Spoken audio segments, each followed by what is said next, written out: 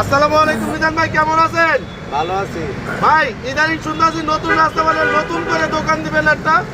347 টাকার ভিড়ার 347 টাকার ভিড়ার নতুন রাস্তা থেকে ঢুকতে কত বের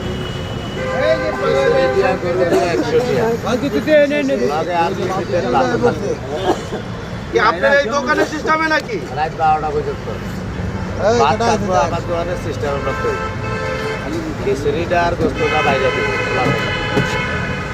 ভাই কত পিস মাংস পাইবো?